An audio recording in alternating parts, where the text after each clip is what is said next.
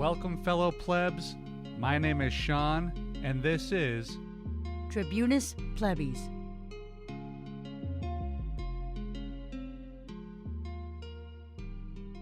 Hey everybody, welcome back to the podcast, and today we are going to talk about unions and strikes. The past year, but in particular the last 2 months or so, have been kind of historic for labor in the United States.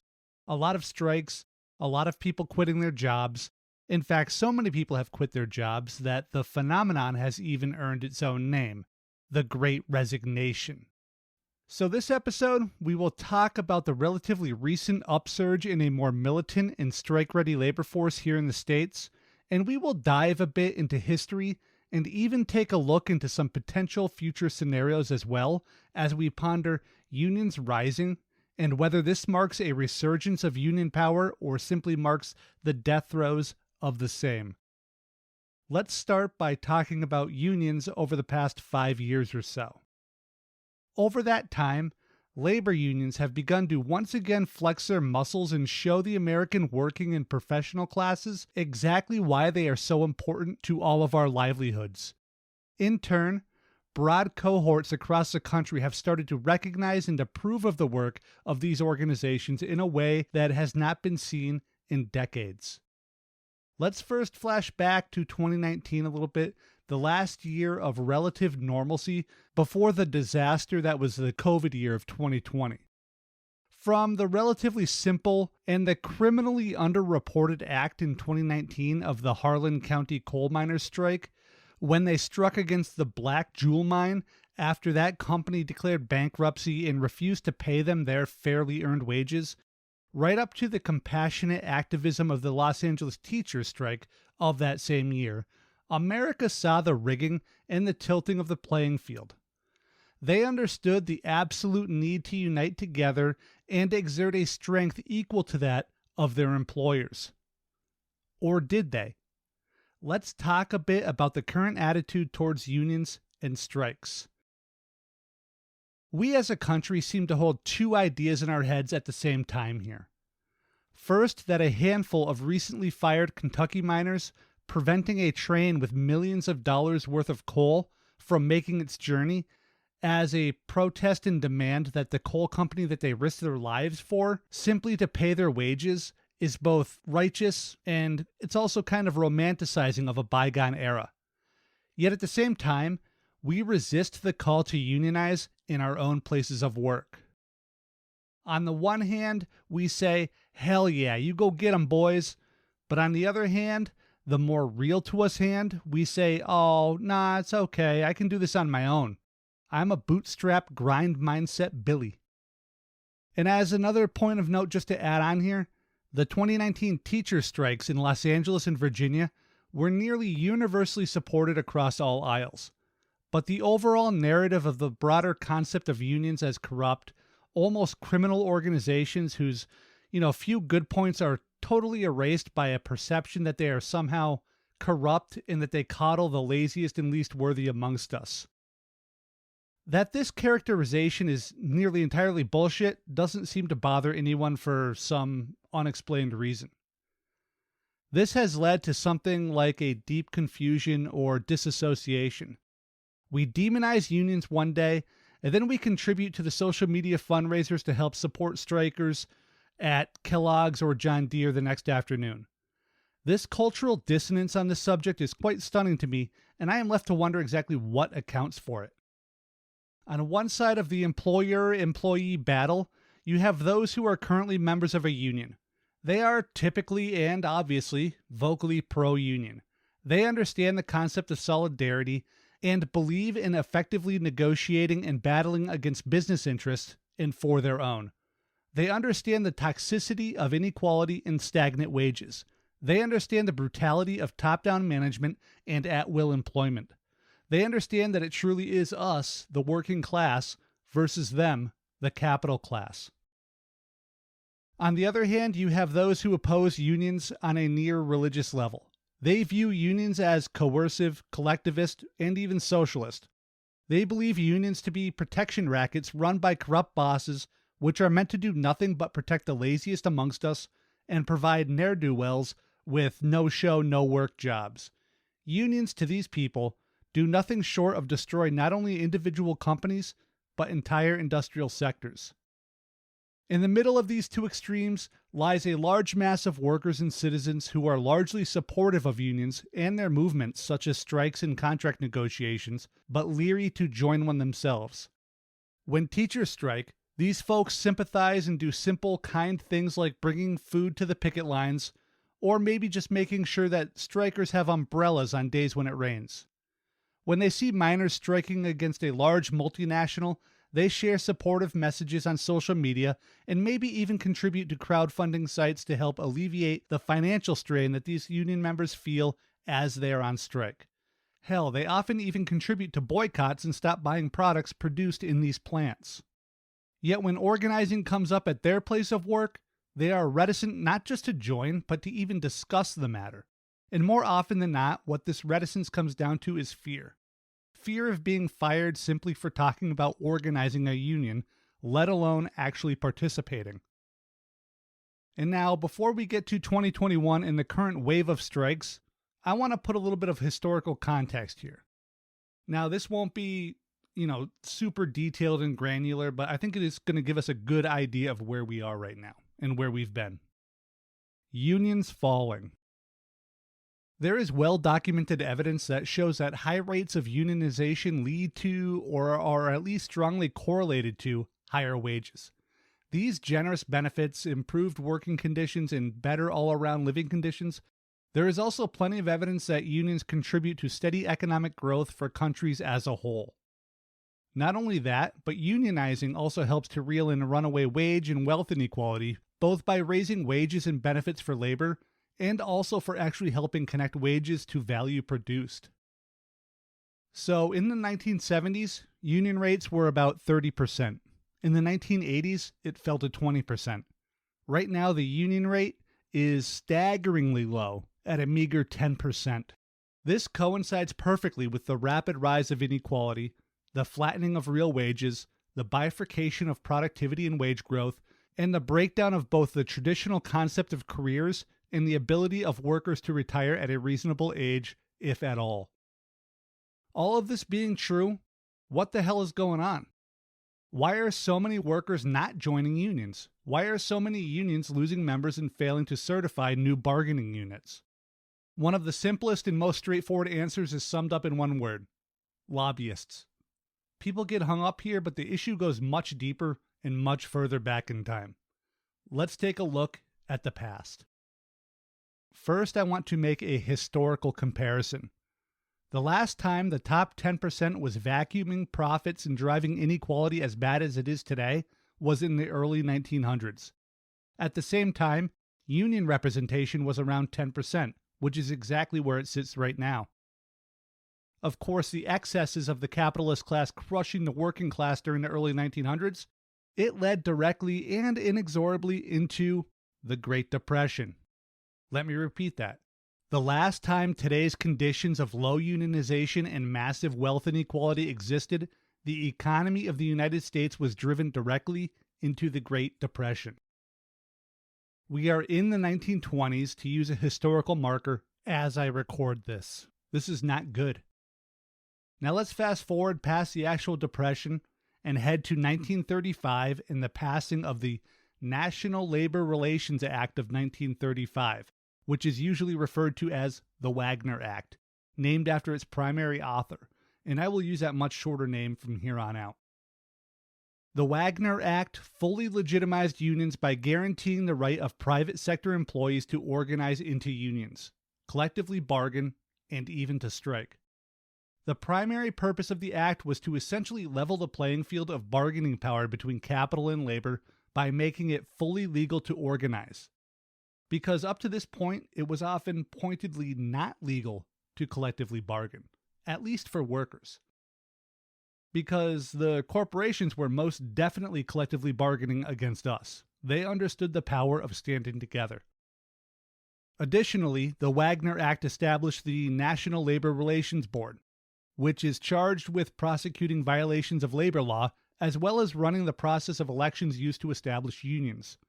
The NLRB was also charged with establishing the rules of collective bargaining and the legal guardrails of unfair labor practices.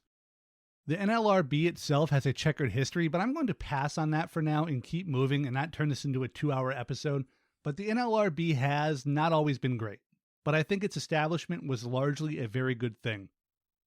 The importance of the Wagner Act to the working class of the United States is difficult to overstate. Corporate interest battled the Wagner Act from its inception to its passing and then continued the war from there. The battlefield was the United States court system, and it was peppered with challenges to Wagner in the months after it passed. The most significant of these challenges was filed by Jones and Laughlin Steel Company after they were ordered to rehire workers who they had fired for seeking to join a union. The company refused and sued on the grounds that the Wagner Act was unconstitutional. NLRB versus Jones and Laughlin Steel Corporation would hit the United States Supreme Court in 1937, and the act was upheld by a vote of 5-4.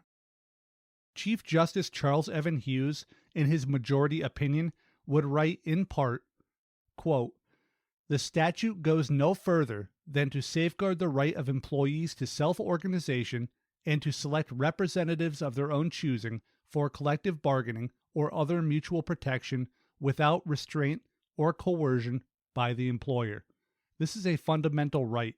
Employees have as clear a right to organize and select their representatives for lawful purposes as the respondent has to organize its business and select its own officers and agents." End quote. For the next 10 years, this would be the status quo, more or less, for the United States. Workers could not only organize, but organize openly. Companies could not fire workers for union actions, including strikes.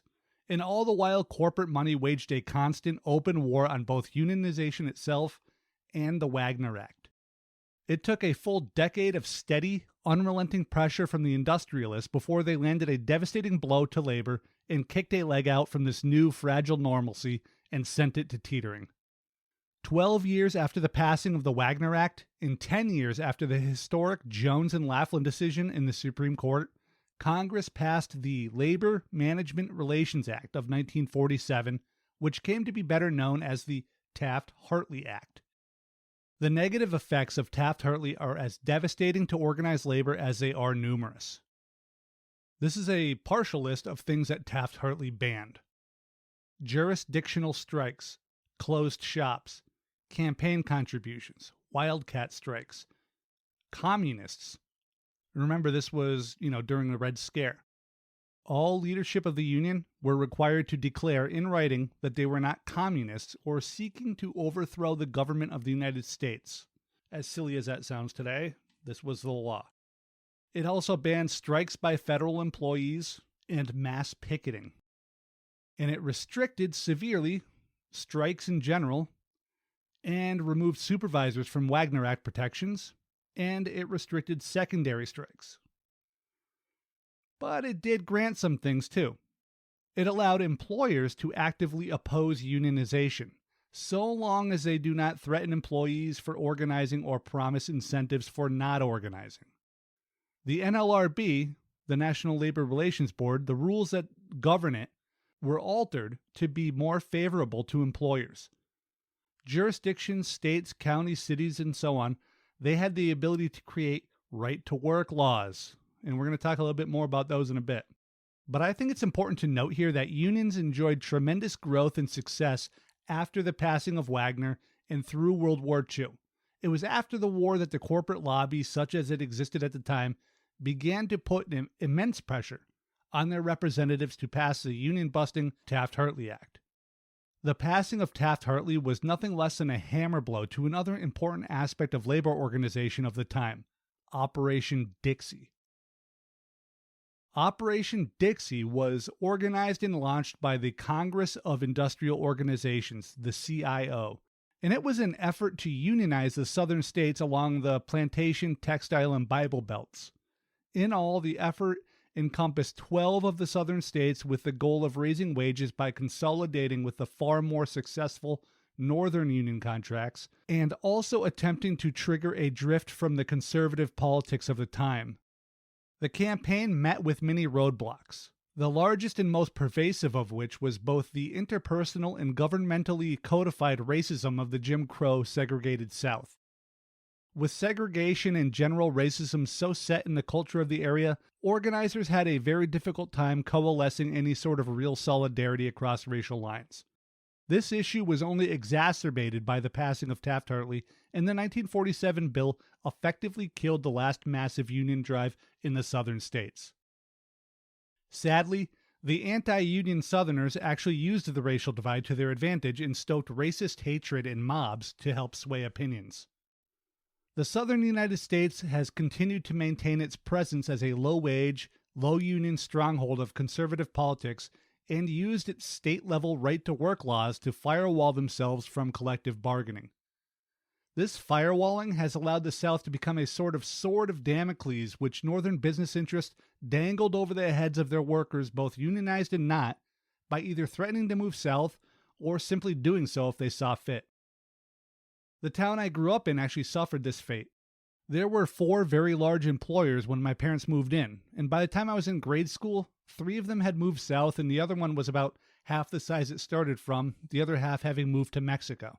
And we can see how the failure of Operation Dixie and the so-called right-to-work laws contained within Taft-Hartley weakened organized labor both back then and even right up until now. And I don't want to get too far down the rabbit hole of history here, but I feel like highlighting the era between 1935 and 1950 is important contextually. We will see how the passing of Taft-Hartley and the politics which drove that passing and the economic beliefs that grew with it really came to a head in the 1970s. Even despite the negative pressure of Taft-Hartley and a largely non-unionized South, unions maintained a strong presence both in private and public sectors throughout much of the rest of the country, especially in the Northeast and the industrialized Midwest right through the 1960s.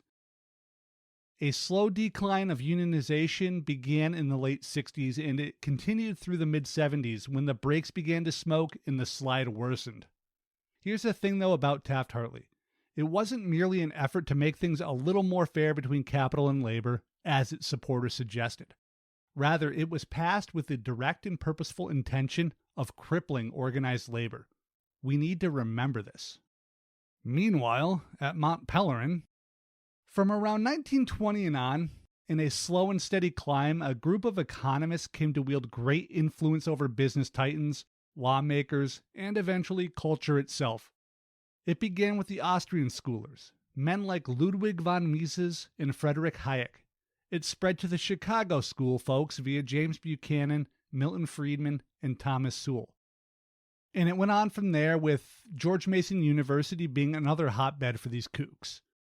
These schools, as represented by the acolytes that they spawned, they eventually led to what would be popularly referred to as supply-side or trickle-down economics, which, to be overly simplistic, favored deregulation, open markets, and tax cuts for the rich, which would then trickle down to the less fortunate.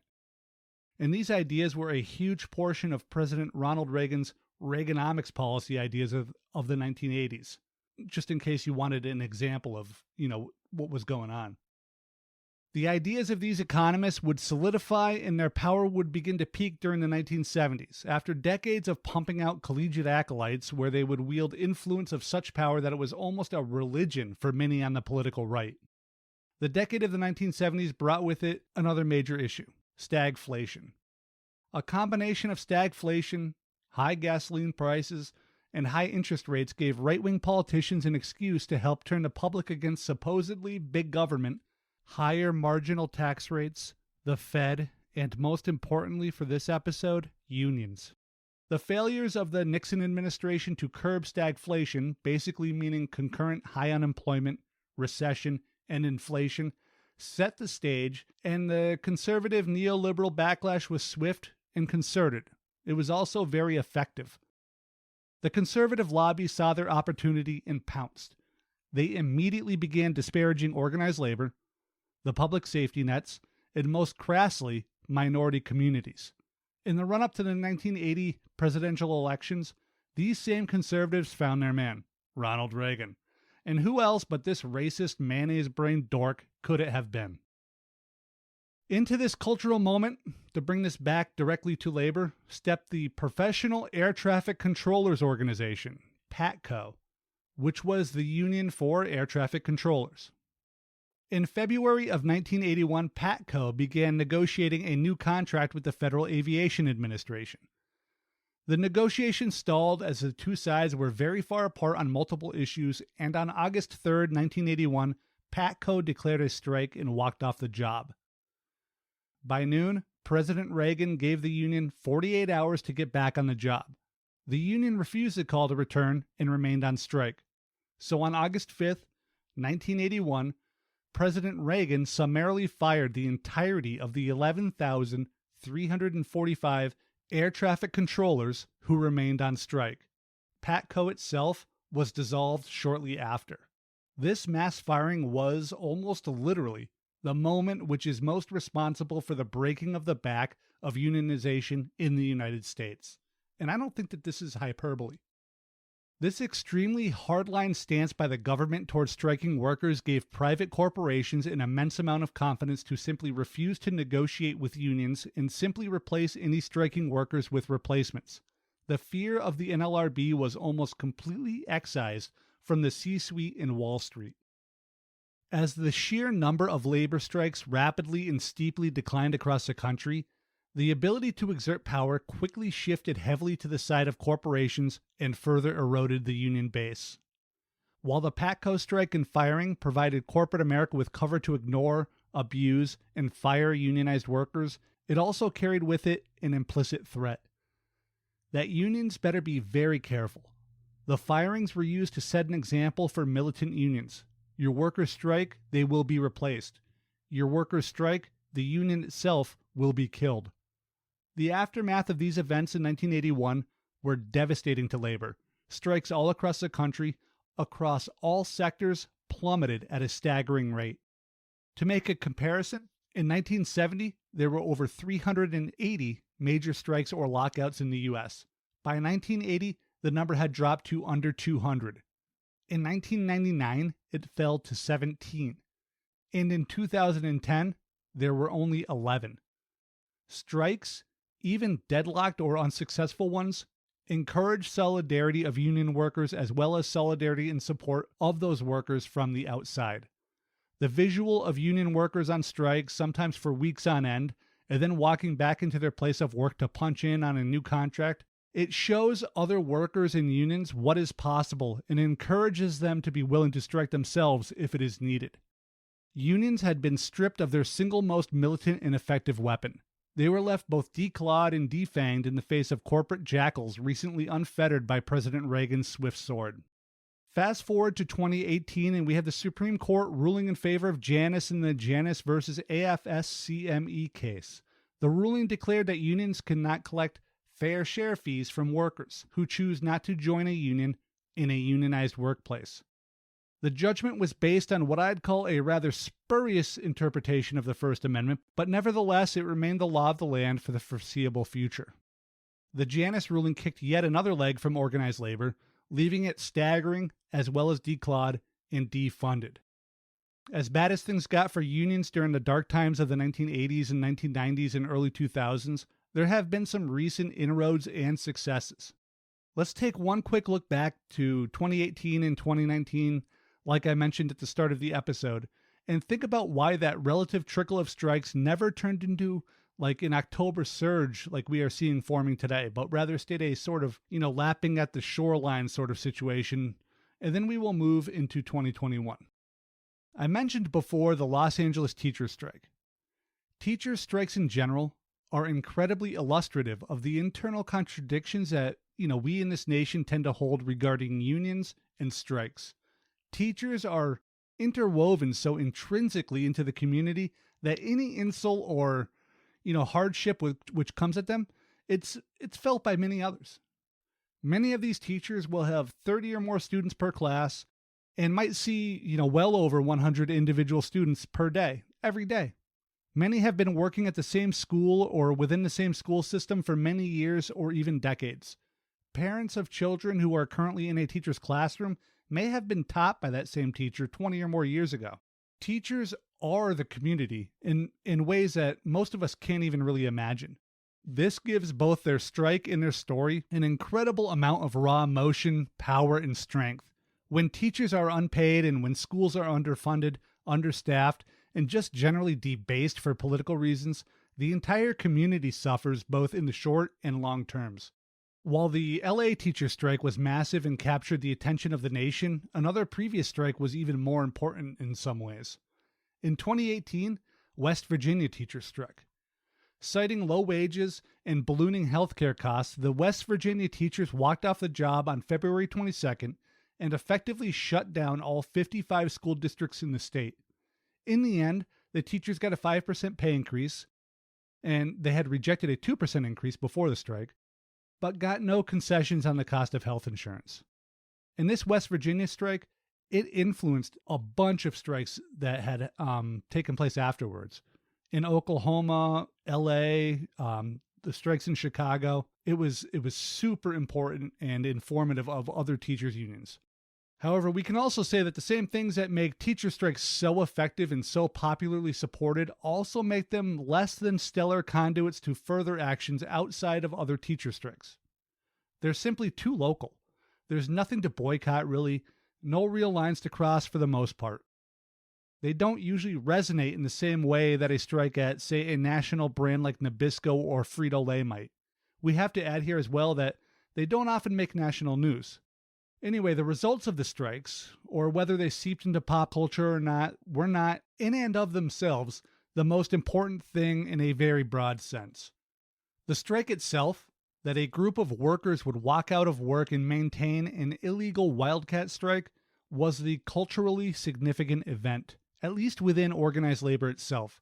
Strikes, even when unsuccessful or even uninspiring past a local level, inspire other workers by showing them what is possible. I believe, or at least my theory is, that the strikes of 2018 and 2019 were actually far more important than we tend to believe, as we witness right now what many are calling Striketober. Those 10 or 12 months of steady strikes did more than just win some concessions here and there. That year of labor action actually got unions back on their feet and using their legs again. It was a sort of physical and emotional rehab where union members got, back on their bicycles and realized that, you never really do forget how to ride a bike. You just need a few miles to get confident again. Simply put, those strikes beget more strikes. After the West Virginia strike, teachers in Oklahoma, Arizona, Colorado, and the previously mentioned Los Angeles, they all struck and fought for what they felt they deserved. Then Chicago teachers walked out of their schools and launched the longest-lasting strike in the city in several decades. In the auto sector, the United Auto Workers went on strike against GM, and they inspired the workers at Mack Truck to do the same. Teamsters refused to haul goods for either company in a show of solidarity. In 2021, the Frito-Lay strike led to the Nabisco strike, which led to the Kellogg strike, and so on. The United Auto Workers strike at a Volvo plant earlier this year leads into the UAW strike at the John Deere plant that is currently going on. Now, if we add in as labor actions all of the people who are quitting their jobs, and that is happening in droves, it just becomes even more apparent. Labor actions beget labor actions. Even the threat of a strike can result in resolutions. And this 2019 wave of gently crashing strikes and labor actions ran headlong into 2020 and the year of COVID, and I was truly worried that the year of lockdowns and death and suffering would step on the neck of this nascent movement. Unions all across the country extended contracts by a year with no fight. They felt like most of us. They just wanted to get past COVID, to whatever extent that was possible. But even then, we saw the power of unions when airline personnel refused to fly on planes that were not being properly serviced because of COVID restrictions, and they got that situation reversed by standing united. And as we came out of the lockdowns, I was pleasantly surprised to see that it had not, in fact, stepped on the neck of the movement. And the American labor movement came out of 2020 not beat down, not exhausted, and not defeated. It came out roaring. I was wrong, to put it plainly. In 2018, organized labor learned to stand again. In 2019, it learned to walk. During 2020, they trained and studied. And maybe in 2021, it is learning to run again. But there's another level we need to get to before we can call this current strike movement as a true wave. Even if I've used the wave metaphor a few times here. I don't remember, but labor needs to learn to run and fight and stand united and inspire the masses. And a few more big strikes, like the potentially massive IATSE and Kaiser strikes, they just might do it. They might make this thing into a real wave. And speaking of which, let me just give you a partial list of who's on strike right now as I record. And remember, this list is much, much smaller than the amount actually on strike right now. And like I said, this is as I record. I don't know if between editing and getting this thing out there, if it's going to change. So we have 420 workers at the Heaven Hill Distillery in Kentucky were actually on strike for 5 weeks, and they just recently agreed to a new 5-year contract. 2,000 Buffalo hospital workers are on strike. 10,000 workers at John Deere. 1,400 workers at the Kellogg cereal plants are on strike. 700 nurses just down the road here in Massachusetts have been on strike since March of this year. 1,100 United Mine workers have been striking at the Warrior Met coal mine in Alabama since April 1st of this year. And there are more currently on strike as well. I just don't want to list them for 20 minutes straight. Now you add to this, strikes that have already happened this year and been resolved, like the 2,000-strong Northwest Carpenters Union strike in Washington State, which ended on a narrowly passed new contract after a full month of refusing to work for substandard benefits. Or even the one-day strike by Denver janitors, or the 2-week strike of Reno, Nevada bus workers. And then on top of all of that, we have the potential for some more massive strikes in the near future.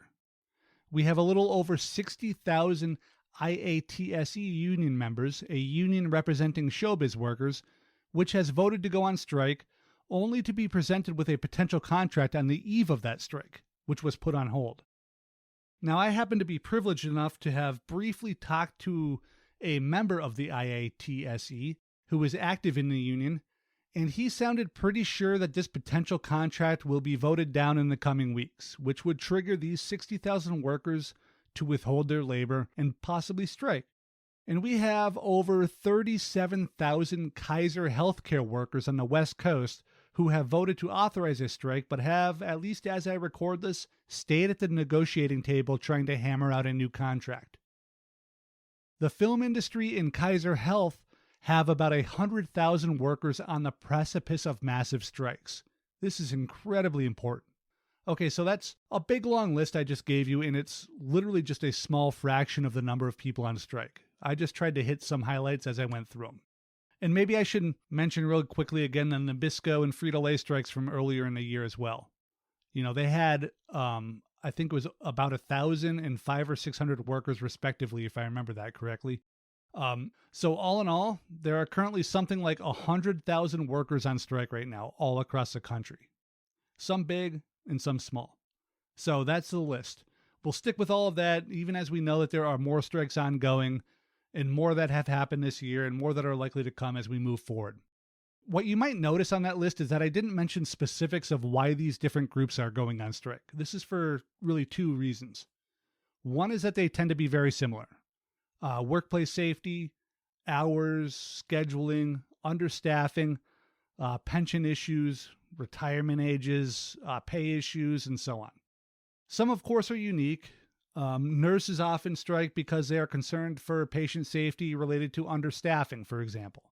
Or the John Deere employees fighting to roll back a 2-tier pay system that the company uses to destroy the union's power is another example. Part of what the showbiz workers are fighting for is something as simple as having a protected weekend. They just want 2 consecutive days off as part of their new contract. But when it comes down to it, I think most of us can imagine why workers strike. Work conditions, benefits, and wages are usually big parts of them. The second reason I didn't mention most of the demands here is because I'm not sure that it matters for what I want to dig into here. The point is that labor actions and strikes lead to victories, and victories lead to more labor actions, more strikes, more unions, and more people organized against the corporate oppressor class. And having more unionized workers, while it might not be the be-all, end-all, it is an unalloyed good. A sub 10% union rate isn't enough. It wasn't enough in 1920, and it's not enough right now. These are the lessons workers in this country need, And more important than organized labor, I guess, is that the general populace needs to grok onto this lesson, which we must relearn if we are to have any chance at all of leveling the playing field versus the corporate oligarchy, which is destroying us. As Warren Buffett, billionaire investor, tried to tell us, quote, "There's class warfare all right, but it's my class, the rich class, that's making war, and we're winning." End quote. Will we learn this lesson? Will workers band together and demand more in exchange for what they sacrifice? More union power also equates to more political power for the working class. In the past decades, an unchecked shift of power has occurred in favor of the mega wealthy and corporations and a rapid decline in the voice of average working class laborers. A fairly constant refrain I hear from those opposed to unions is that unions get political. This makes absolutely no sense to me. Business owners are political. Corporations are political. The wealthy are political. So long as these three groups of people are political, so must the workers be. And as we've seen, workers acting politically as individuals have virtually no power when juxtaposed by the power wielded by those with massive amounts of money. Unions help even the odds in this sense. They can hit well above their weight class by presenting a unified case and backing it with some cash and, more importantly, a voting bloc. Now, I feel very strongly here that we need to get money out of politics, but until we do, unions simply must march on the battleground where the war is being fought. We can all rest assured the battle is being fought, whether we like it or not. We need to get in that fight. On a deeper and more structural level, being active within unions provides another benefit as well. It teaches workers how to organize, run meetings, handle elections, and helps them learn, of the immediate concerns of their fellow members. This sort of institutional structure and experience makes for people who are uniquely ready-made for political actions. In short, active union members are more inclined, and through experience more well-suited, to stepping into the political realm to fight than most citizens are.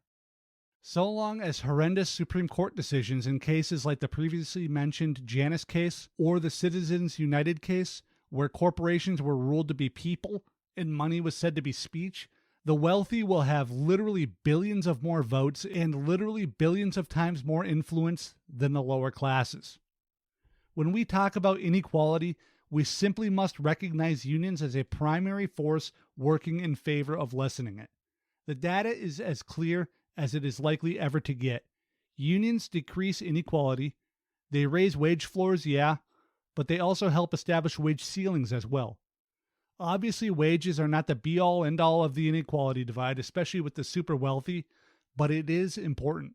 Unions also improve safety, healthcare, and post-work lives of those people who retire.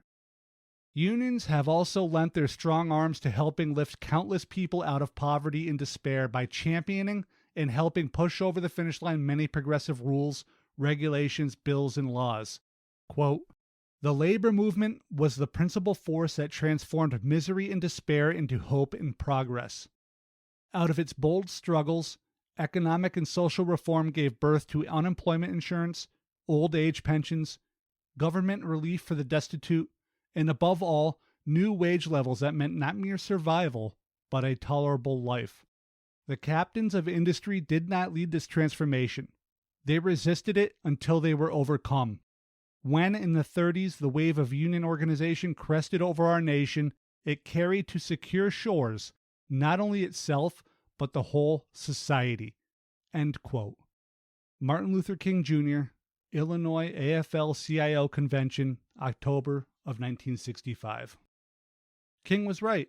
And now, with the rapidly dissolving sense of worker solidarity infecting the United States, we, the workers, are tripping all over ourselves as we beg and plead with the captains of industry to hand back all that those brave souls of the past fought so hard to get from them. And those captains of industry, they take it all back with big broad smiles and tell everybody how they are doing the right thing, and then they pass all the savings right on to the shareholders. Workers, once again, are left to scrabble in the dirt.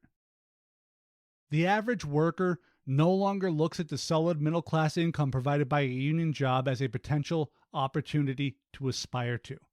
They view it somehow as laziness or even theft. They vote for politicians who vow to break unions and punish the working class.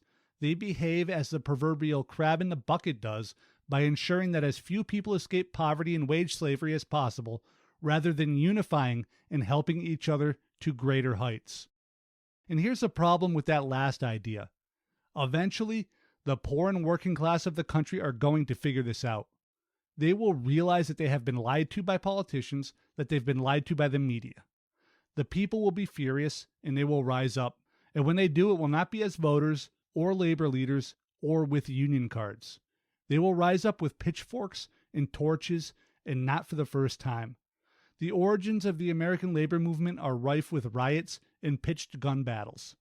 The American laborer still instinctively flinches from labor organizing. I would argue that this is primarily caused by decades of anti-labor propaganda being force-fed to the masses by the corporate media and the political hacks, which they tend to feature, and those messages they willingly trumpet. I would also argue that this is rapidly changing. This new era of the internet, even throughout the hate-filled cesspools we call YouTube, Facebook, and Twitter, and even podcasters, a new labor movement is growing. Unions, union members, and the general populace, aka the working class, can now talk amongst each other and discuss the benefits of collective action. Without social media, all of the teacher strikes from states as politically different as California, West Virginia, and Georgia would have been given only cursory reporting, if even that. Twitter kept awareness of the 2019 Harlan County coal strike in the public's mind long after the old guard media left the story for dead. And right now, users of Twitter and Facebook and Reddit are pushing the ongoing strikes at John Deere and Kellogg's and the story of the 700 nurses striking at St. Vincent Hospital in Worcester, Massachusetts. All of those things combined have begun to convince the younger generations to look favorably upon unions. They understand in a very visceral way just how badly they have been screwed over as companies continue to slash wages, benefits, and even full-time employment in search of ever-increasing profits. Life for the working class is growing harder and harder by the month, and so long as this is a status quo for the country, feelings of anger and betrayal will continue to, foment unchecked. The continued frustration with a broken system is driving members of the working class towards collective bargaining and a brighter future for themselves and succeeding generations. Young workers are beginning to understand just how bereft of democracy the workplace has become as union rates have plummeted. They have also noticed how utterly unbalanced political power has become in the United States, and they understand the parallels between the two. Undoubtedly, the problems in this country extend far beyond a shrinking percentage of workers belonging to unions. A horrendously low minimum wage, unjustifiably massive debts incurred through college loans, a healthcare system so broken and exploitative that it makes me sick to even think about it, and on and on. However, organized labor is a long-proven and effective means of forcing change to a rigid, hierarchical system of oppression. We cannot simply abandon one of our greatest weapons. Unions increase worker power in the negotiating room by fighting for higher wages and better, cheaper benefits. Having a higher level of union density does not just benefit the workers in those union jobs, it also lifts entire sectors, and, in the end, the entirety of the poor and working classes.